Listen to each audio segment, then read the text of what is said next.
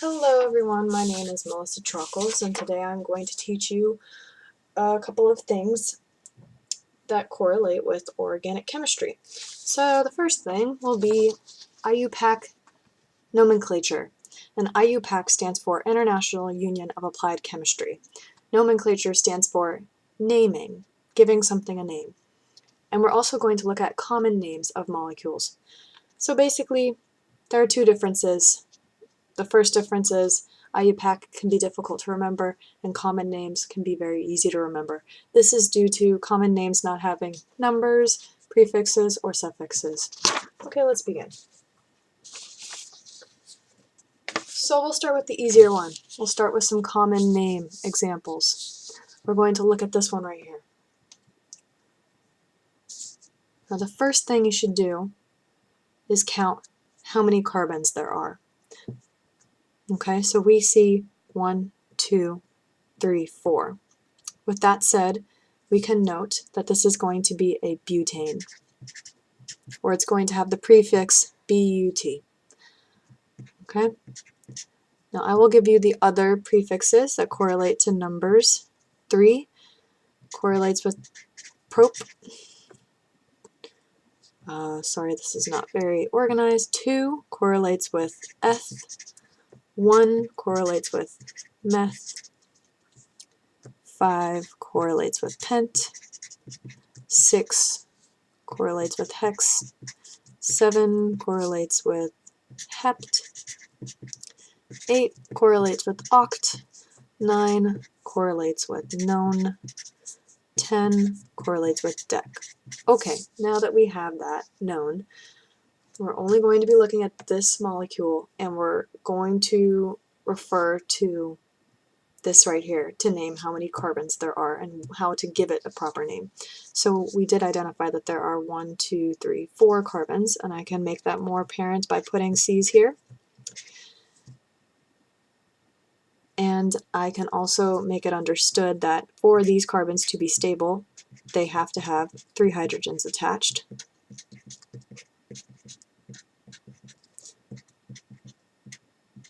Now these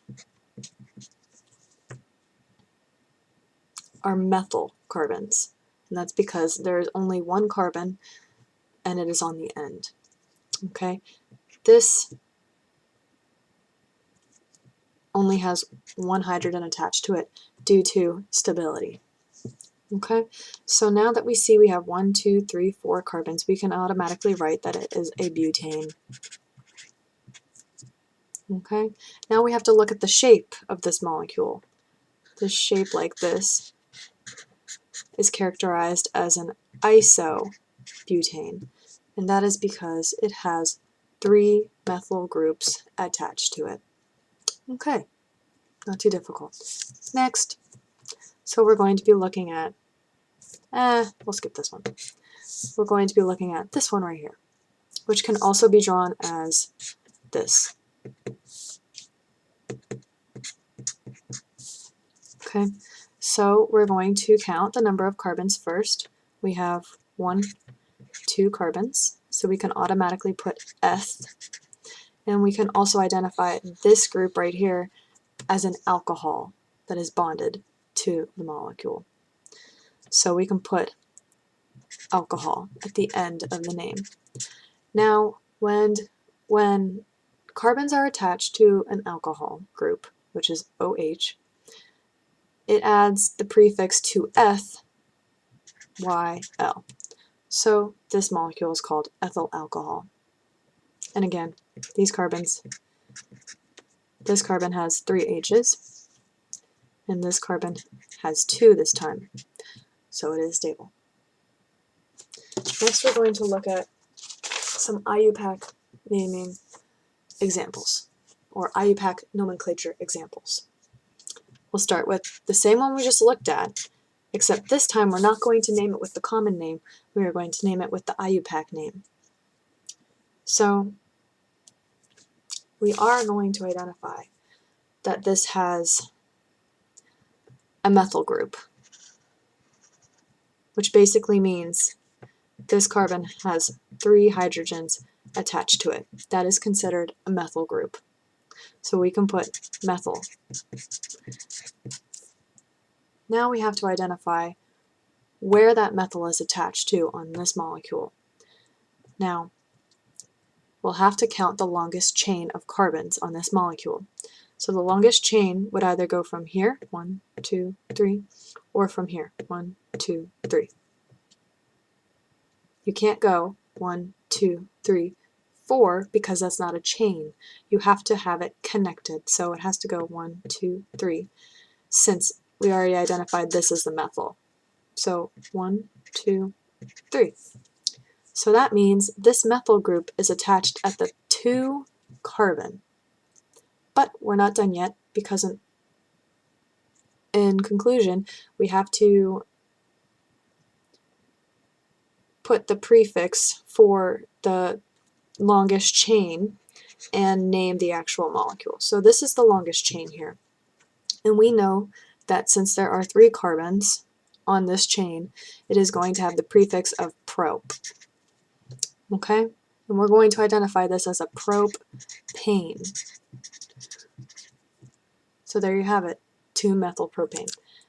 Next we're going to look at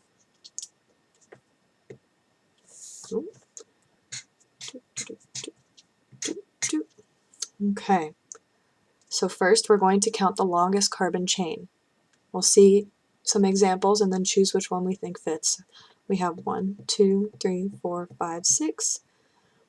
Or we have 1, 2, 3, 4, 5. Nope, that's not the longest.